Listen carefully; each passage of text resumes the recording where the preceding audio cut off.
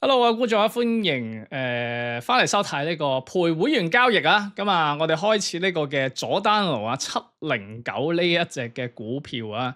咁啊，呢一個嘅系列咧，上一次啊，即係呢一間公司咧喺今年啊5月中咧已經開始噶啦。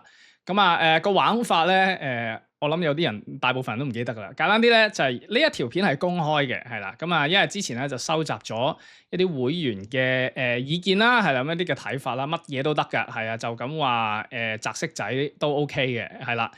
咁啊，跟住之後咧，之前啦就係1373日本城啦，咁啊會揾一啲嘅 friend 啦，即係去到幫手 feature 佢哋啊，咁啊就揾咗小樹啦。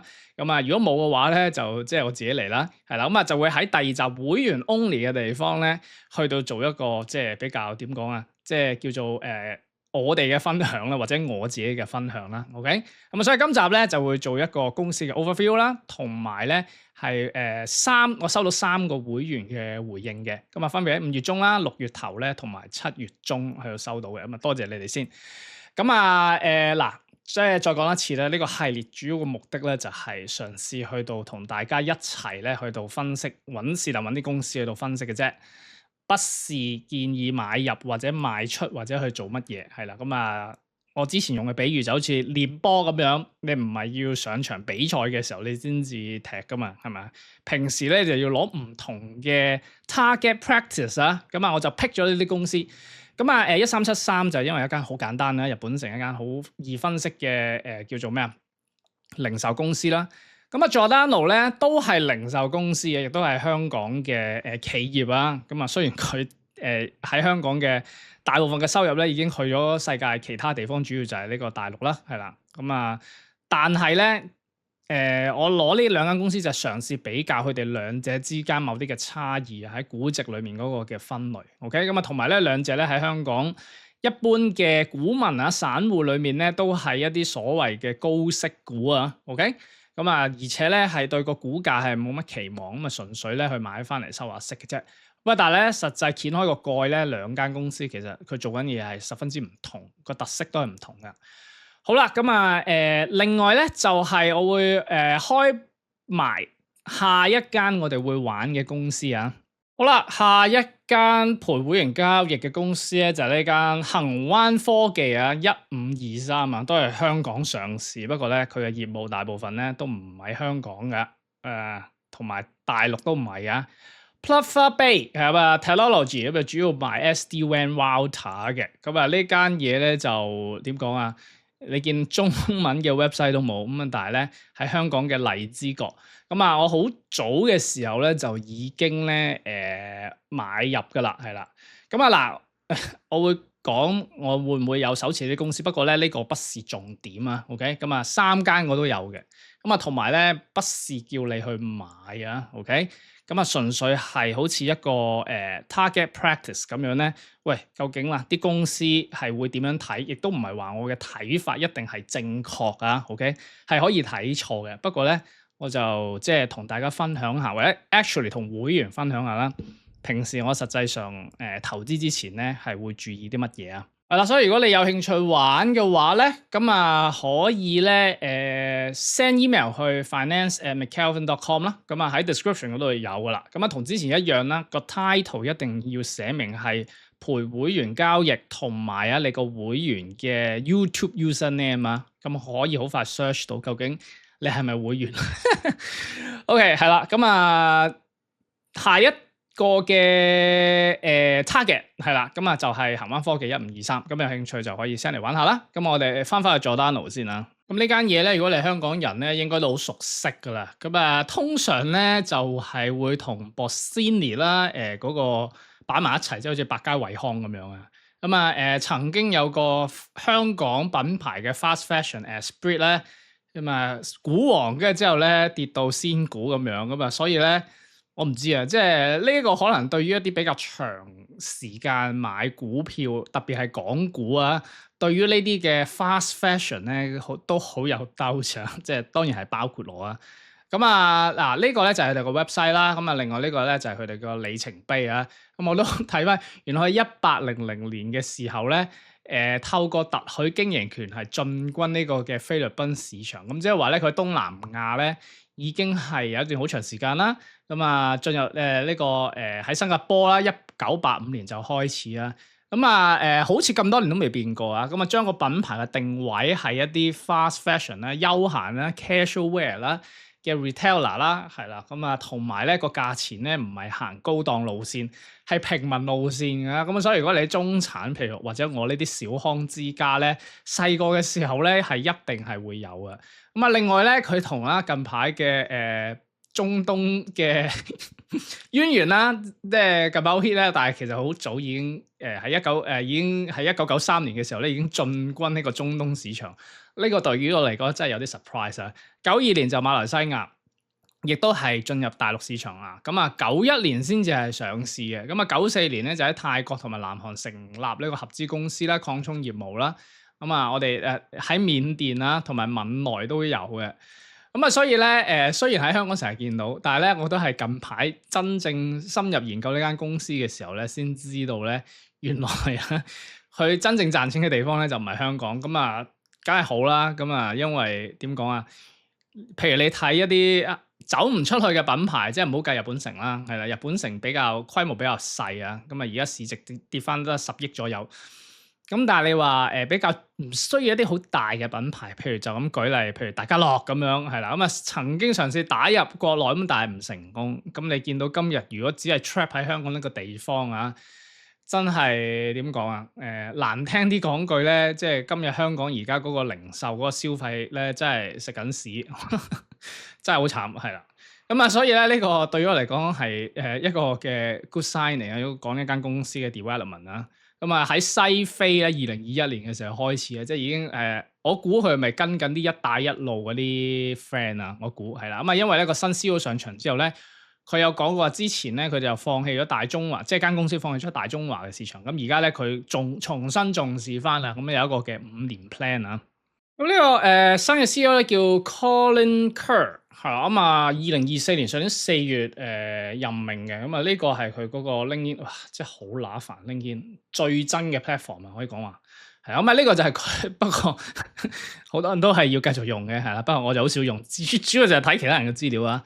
咁啊呢個就係佢個樣啦。咁你見到佢嗰個 profile 即係將 Giordano 咧擺埋去呢一度啦，係啦。咁啊嗱，你睇睇佢嗰個嘅叫做咩啊？之前啊做過啲乜嘢係啦？咁啊喺 Air Asia 嗰度做過啦，CEO 啦係啦。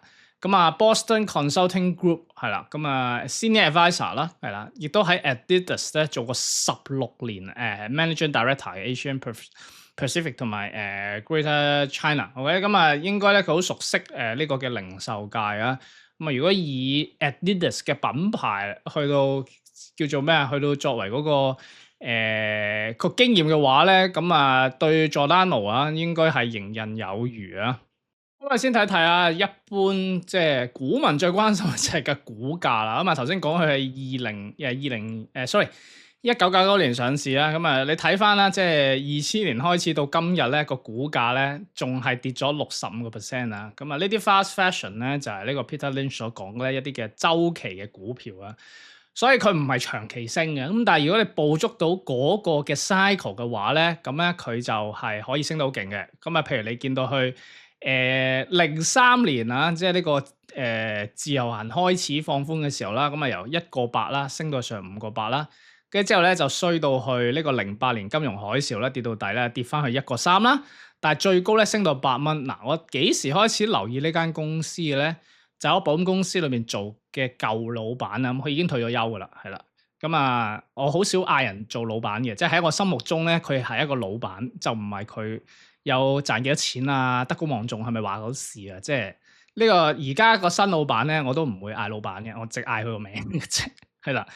咁啊，anyway，咁佢又唔係好勁嘅人，但係咧就點講咧？我尊重佢啦，即係簡單嚟講。anyway 呢個唔重要，而係咧我留意呢間公司都係因為佢咧，因為啊佢嘅我喺保險公司度做，咁所以咧佢之前未退休之前啦，應該去到退休之前都係咧 Giordano 嘅 MPF 咧係佢跟嘅，咁佢成日提起，咁亦都俾機會啲同事去見下客啦。因為咁多員工咧，即係可能有啲新嘅人，which is 我係冇興趣參加啲活動，不過有啲嘅同事係需要啊。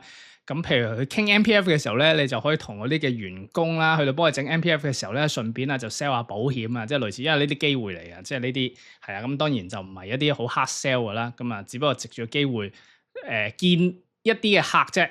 咁喺保險行業裏面好罕見啊，唔似銀行咧，你係可以 walk in 客咁樣。咁其實就所講嘅 prospecting，你喺邊度揾客？咁如果即係一啲新嘅同事啦，或者佢好有心，但係苦於佢身邊嘅人已經見晒嘅時候咧，咁呢啲咧就係一啲嘅機會俾佢見到。咁所以咧，基於咁樣嘅情況之下咧，我就留咗間公司啦。咁所以咧我就睇住佢喺我冇買過㗎。10年嘅時候咧2個幾咧。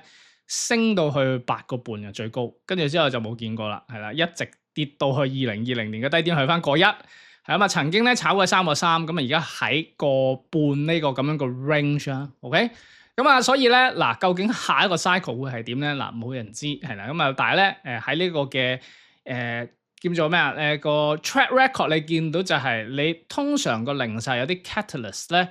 令到嗰個 cycle 係 kick off 嘅，除非好似 Esprit 咁樣咧，真係完整地收皮啊！即係完全同個 cycle 已經係 irrelevant 啊！暫時見到 Giordano 仲未係嘅。另外佢嗰個嘅website 咧，我覺得都幾清晰啊！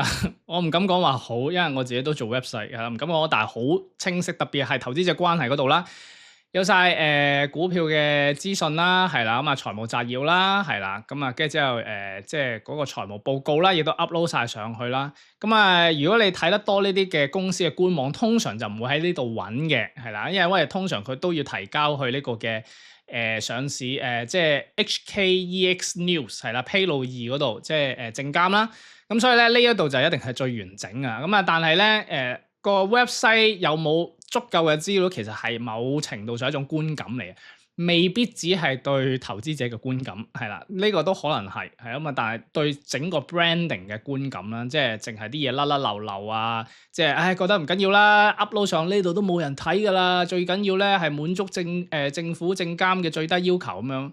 which is 係啦，佢會 show 埋嗰啲分析師啦 ，JP Morgan 全部都係亞洲人嚟，香港人嚟係咪 ？Lin 應該係大陸人或者係馬來西亞人啦，係啦 ，Dutch Bank 係啦，德國銀行。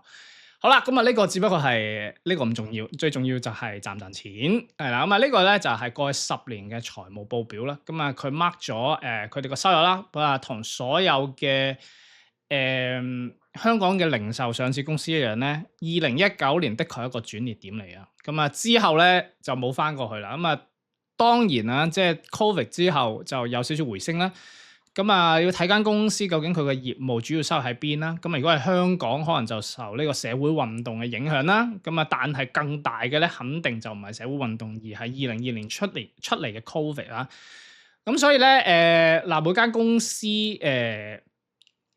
當然佢個 operation 啊，佢有好多嘢啊 strategy 可以錯啊，係啊，但係喺個宏觀嗰個嘅環境底下咧，其實佢好難走得甩嘅，係啊，所以我哋之前上一間我哋分析日本城，哇，點解 Covid 嘅時候完全冇問題咧？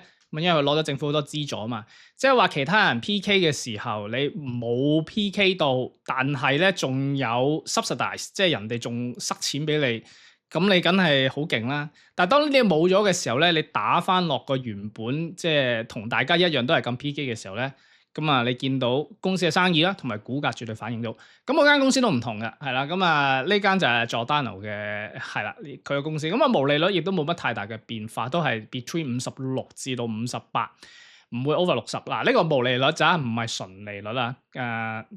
如果你睇佢嗰個嘅業績摘要啦，我哋睇年度就算啦。你見到收入2020年開始咧係有所少少嘅回升嘅，係啦，而且係應該創咗 Covid 後嘅新高。嗰個嘅毛利率啦，大概都係 within range 啦，係啦。但係最緊要係嗰個淨利潤率咧係正 5.5， 係啦，曾經去到9，係啦。呢一啲對於一啲零售，即係如果你睇得多、了解得多，甚至你自己做嘅話咧，都唔會陌生，都係呢啲咁樣嘅，即係。收100蚊翻嚟都係袋5-6蚊左右嘅啫。咁所以你一定係個量去到要做大嘅。如果你想賺多錢，好難去到改變噶啦。咁啊，除非你好似 Adidas 同嗰個即係個明星簽咗合約嗰個咩，後來改咗名叫伊定乜鬼嘢，我唔記得咗。嗰個黑人啊，係啊嘛，後來又即係講咗啲唔好嘅，跟住之後又斬纜啊，係啊。即係除非係有啲咁樣，或者你同美斯簽咗合約，或者 Nike 同 C 朗拿度簽咗合約，咁你某程度上或者Michael Jordan 嗰啲，如果你係講緊一般性冇乜容許我用呢個字冇乜特色嘅話咧，5-6%係啊，under 10%，你有9%咧已經好勁啦。譬如佢23年嘅時候係啊。咁啊，另外就係呢個派息比率啦。咁啊，佢長期係派爆嘅。咁啊，呢個就同日本城咧係好相似。咁啊，另外同日本城都好相似咧，就係不停喺度燒錢啊。咁所以你見到咧，佢每年嗰現金啦，同埋個結餘咧係跌嘅，係啦，不停地跌嘅。即係升咗少少啦，但係其實你見嗰個 trend 咧都係向下跌啦。咁啊，一年反彈少少呢個唔代表啲乜嘢啦，係啦。咁啊，而家咧係新低。咁啊，另外咧，佢嗰個門市咧都係不停萎縮嘅。咁啊，所以由2020 2185間咧跌到去而家1732間。咁我就開咗佢嗰個年報表出嚟啦，睇一睇究竟啦，佢嗰啲門市嘅分佈究竟係點啊？咁啊，你會見到咧，等我揾翻個頁先，係啦。咁啊，你會見到佢將大中華區啦，呢度啦，係啦。中國內地咧 total 係有401間啦，台灣有167間啦，香港及澳門係得41間嘅啫。咁所以咧喺中國內地啦，咁啊或者叫 Greater China 咧 total 係609間，但係呢個咧唔係佔大多數喎。咁啊大多數咧反而喺其他個國家，譬如佢喺印尼咧已經係有210間啦，係啦，泰國有155間啦。咁啊中東有冇啊？係啊。係有嘅，咁啊呢個叫海灣阿拉伯國家合作委員會，咁啊加盟店有44間，直營店咧係有139間，咁啊 total 咧係183間啊。咁啊頭先嗰個咧東南亞連埋澳洲啊，澳洲都有22間嘅，係啦，已經開多咗2間喎，比2023年係啦。咁啊，所以即係如果 overall 睇一睇嘅話咧，咁啊另外就係海外大中華以外加盟店及授權經營咧。你會見到東南亞有190啦，南韓有123啦，南亞有102啦，咁啊非洲都有27間，其他市場23間 total 咧465間啊。咁啊睇睇咧，即係喂咁多，即係開到東南亞、澳洲啊，仲有呢個嘅中東啦，係啦。咁啊佢 overall 啲錢究竟喺邊度？即係邊度收入係最高嘅咧？咁啊我揾翻嗰一頁先。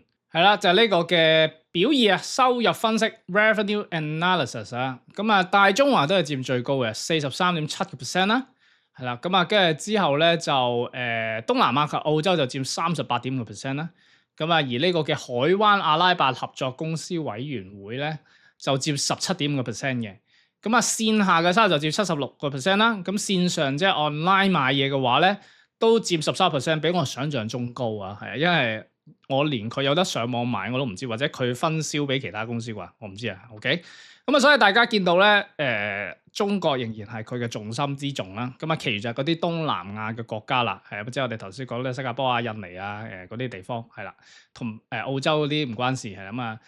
中東都係一個重要嘅市場嚟嘅，係啊，佔咗17%，唔好輕看呢17%啊。咁我好輕輕咧睇過即係公司一啲好簡單嘅資料啦，咁啊完全未深入分析佢嘅財務報表啦，特別係佢喺8月出咗嘅中期嘅業績啦。咁啊頭先睇嗰個咧係年報咧喺4月出嘅，咁啊就係講翻2024年啦。OK，咁我哋睇一睇3位會員咧佢哋發表嘅意見先，係啦。咁啊呢個咧就係 ZZ Less Studio。多謝你呢位會員，希望你仲係啊！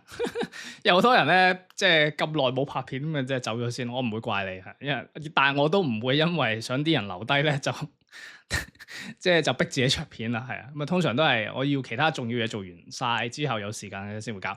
好啦 ，anyway 係啦，即係講唔講無聊嘢啦。好啦，麥嘉文你好，我希望你可以俾啲意見我嘅以下分析。我睇咗2024年嘅年報啦，發現709會總結10年嘅數據，睇到呢隻作為收息股嘅優點啦，包括企業嘅毛利率都維持喺57%左右啦，平均嘅股東應佔回報率係10%左右啦，派息比率高啦，負債除咗因為受 Covid 影響啊，其餘時間咧都唔多債務問題啦，咁啊流動比率低咗，都仲有1.5啊。不過咧，負面負面因素咧，現金水平啦，淨利率呢啲數字就低咗，去到10年最低嘅水平啦。加上管理層換人一次性嘅支出啦，經營費用佔收入比率嘅48.7%，近10年新高啦。加上營運嘅效率唔高啊。店鋪最多嘅大中華地區收入雖然佔37%，但係應佔嘅淨利益利咧就最低。主要嘅增長動力都係靠東南亞嗱，佢 spot 到啲嘢啦，係啦，澳洲同埋呢個海灣阿拉伯國家，咁啊有少少似咧，即係你人流多咗，但係啲人即係嗰啲窮遊啊，咩特種兵嚟香港，即係如果用旅遊業嘅比喻嚟講，即係勁多人，但係咧冇乜錢落到落袋啊，即係齋睇唔俾錢係啦。咁啊，我唔熟同唔夠，或者俾咗錢賺得好少，因為你要即係壓低個價。我唔熟同唔夠時間去好似小樹咁，可以用各種嘅估值工具啦，分析唔到現價水平係高同低啦，抵唔抵啦，只可以靠估啊同感覺。咁啊係一個好 honest 嘅 opinion，因為好多人咧其實佢都係靠估，但係咧就攞好多嗰啲咩分析去到包裝自己。其實估係唔緊要嘅，因為你有時係可以估中。當然我就好少靠估啦，即係或者其實你點都要靠估嘅。問題個變數有幾大？即係你眯埋隻眼擲骰仔都係靠估啊，係咪先？同你做完一輪分析，其實某程度上啦，你對佢將來咧都要有少少靠估，係啦。咁問題就係幾多成係靠估啊？同埋佢發生個機率大唔大啊？咁所以咧，我認為呢隻股票應該屬於係轉機股，原因係管理層2024年推咗一個5年嘅計劃啦，超越界限啦，目標係要創新啦，加強使用數碼平台做線上業務生意同數字管理嘅銷售啦。控制倉存去減低存貨，以解決 Covid 留下來嘅問題，以改善啦呢個嘅銷售效率啦。喺中國係有復甦嘅情況嘅。喺2025年啦，第一季線上業務增長18.4%啦，同中國內地批發業務上升23.6%啦，同重整品牌 One Team One Giordano 整合3個現有品牌咧，提高競爭力咧，同合理嘅未來目標啊，3至5% 嘅 growth 啊。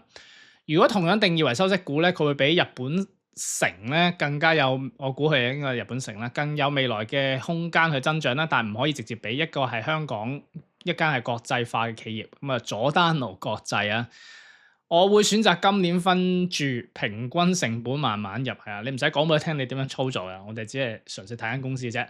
多謝你俾呢個機會，好啦，得啦，呢個客套嘅説話就唔需要多講啦。咁啊，多謝你 set less studio 啊。好，第二位嘅會員啦，就係呢個 Lu Hin 1229啊。咁啊喺日本城都有 send 過佢嘅分析嚟嘅。咁啊再次參加活動，多謝你先啦。咁啊首先就呢間公司第一個感覺係咧，中學以嚟咧，都係冇去過佐丹奴買嘢，同我一樣啦。印象啲款係好舊啊，即係唔 update 啦，比較老牌嘅 fashion 啦，唔啱自己個年紀着啦，同品牌問題好似阿伯先着嘅感覺。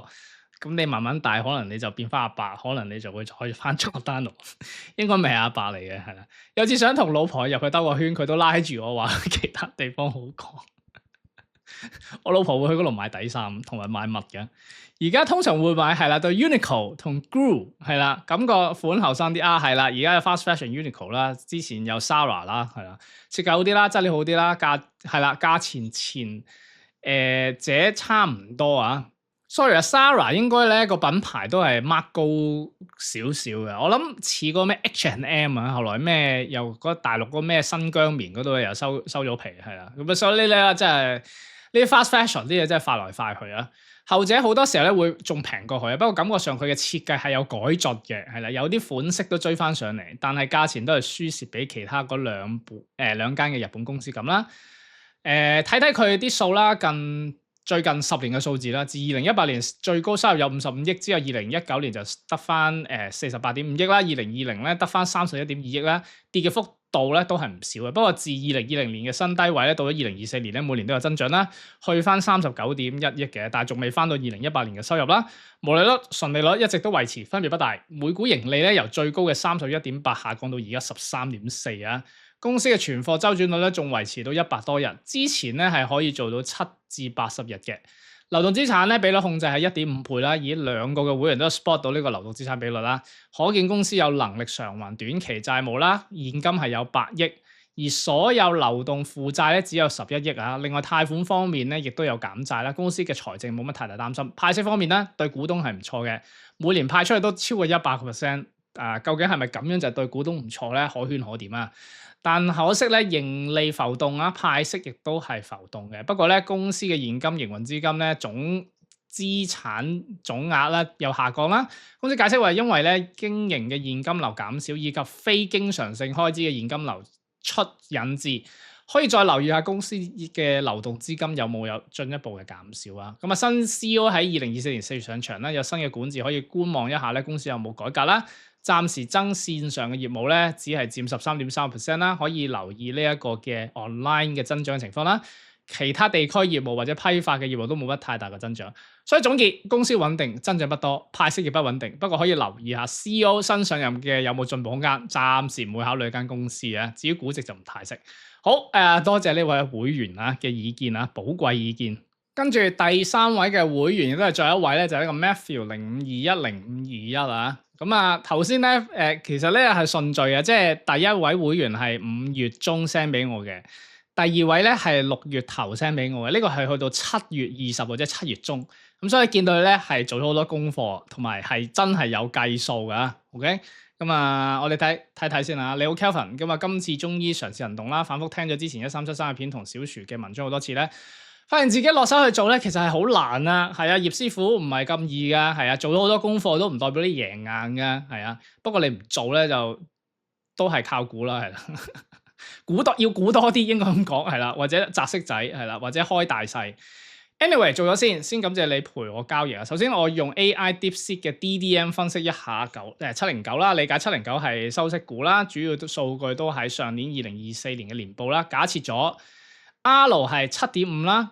長期增長嘅 G 咧作咗一個敏感性嘅分析啦，咁啊，然後睇咗2024年嘅年報啦，CEO 咧2025年嘅目標咧係增長3至5%啦，咁啊加入新嘅數據咧，咁啊睇下呢個嘅 AI 嘅分析啦，咁啊基本上啊 AI 唔認同咧709係可以維持高過100%嘅派息比率啦，而我睇709新 CEO 嘅訪問啦，呢個 Connie Curry 佢係咪串錯字啊？Sorry， 係串啱嘅，係我記錯咗啫。真係 Colin Curry 都認為派息比率咧104.5% 較同行高啦。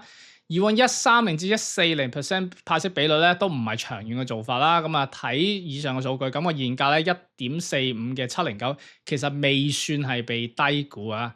咁啊呢一個嘅會員咧係更加花咗啲時間咧睇睇啊，即係公司嘅 CEO 究竟係點樣講嘢。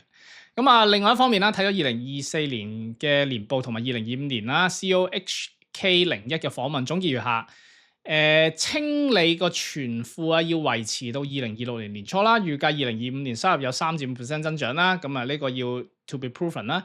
贏在大中華係華南地區廣東省啦、香港啦開始分店啦，派息比率咧喺104.5% 咧，較同行係高啦。咁啊，以前咧就唔係長做法，咁佢哋都係 post 埋條 link 出嚟啊，咁啊非常之有 heart，咁就係呢一個嘅訪問啊，咁啊掟埋落去嗰個嘅叫做嗰個叫description 嗰度啊，咁啊大家可以 click 嚟睇下啦。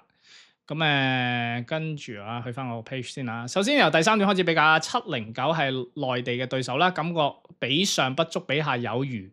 Bossini 係啊 exactly 就係我諗嘅嘢啊。咁啊Giordano 啦，經典休閒高性價比啦，100至200蚊啦。如果買衫買 T 恤，咁主要市場係中國內地同埋香港啦。Uniqlo 啦，基礎款科技物料啦，150至300貴啲嘅，但係喺全球同埋一線城市啦。森馬年輕化本土平價50至150蚊都有交易啦。中國3、4線城市啦 ，Bossini 休閒家庭裝啦，80至180蚊係啦，佢嘅對手係啦，香港大亞灣係啊 ，Zara 快時尚啦，歐美潮流啦，200至400蚊係啦，即係 mark 高少少嘅1、2線城市啦。咁啊，根據2024年年報啦，709係中國主要開源節流啦，將蝕錢嘅分店關咗啦，喺華南地區就開多啲啊。咁啊，同埋 Giordano Ladies 整合啊，咁有少少坐 G2000 好似都分男女裝，跟住之後有個即係西裝咁樣，係啊，即係將佢哋分 class 啊、分 category 啊，而且增加呢個電商嘅發展啦，開拓網上銷售啊。根據截至2025年3月31號啊，為止嘅季度啊，未經啊呢個已經睇咗個，應該未睇喎，係啊。季度 OK 係半年就未睇係啦，嗰時應該未出嘅。線上增長咧係達18.4%，不過線上業務只係佔零售嘅13% 啦。另外咧，我問下深圳以識人喎，同事識唔識 Giordano？佢話以前就好啲，而家賣少見少。佢話啲人咧都去咗 Uniqlo 係啊呢個。咁啊佢再用 AI 再比較一下709同埋佢競爭對手嘅存貨週轉天數啦。表現麻麻地，咁啊睇下下面啦，咁啊簡單啲咧，佢就係要120至150日嘅，咁咧哇 gap 仲喺度，哇真係犀利喎真係，最快係 Zara， 即係呢啲真係 fast fashion 啦。咁啊 Uniqlo 都有100至120日，而家比我想象中高喎，我諗住會即係啲清貨會快啲啊。好啦，總結 Giordano 比較可取嘅地方咧係高息，但係換稅之後咧會唔會維持高息嘅方向咧？另外啊，而家嘅經濟環境唔同競爭對手啦，佢提出嘅發展方向有冇成效咧？佢有保留係啦。咁啊最後 attach 埋即係喺個 website download 嗰度，再次你盤交易。好啦，咁啊以上咧就係3位咧嘅會員啊嘅佢哋嘅分析啊。咁啊 Matthew 用 AI 計啊，咁啊佢有分呢個嘅樂觀啊、中性啊、悲觀啊，咁啊而家都唔係 undervalue。如果悲觀咧，而家應該即係值1.1毫半，係啦。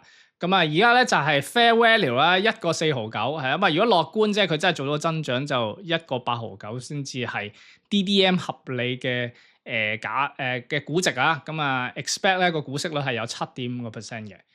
好啦，咁啊嗱，今條片就去到呢一度啦。咁啊，下條片咧，我就會 collect 晒所有嘅 data 啦。咁啊，再同大家分享下小薯咧，之前啊喺6月已經俾咗我嘅睇法，係啦。咁啊，我會問下佢有冇少少 revise 嘅。咁啊，因為佢之前好忙，咁我假設咗佢俾咗我之後咧，咁佢就冇時間嘅啦。咁啊，睇下隔咗咁耐啊，3個月、4個月之後咧，會唔會有時間再 revisit 啦？呢間嘅公司會 update 一下佢之前俾我資料。咁啊，我哋下集啊喺會員 only 嘅片裏面見，拜拜。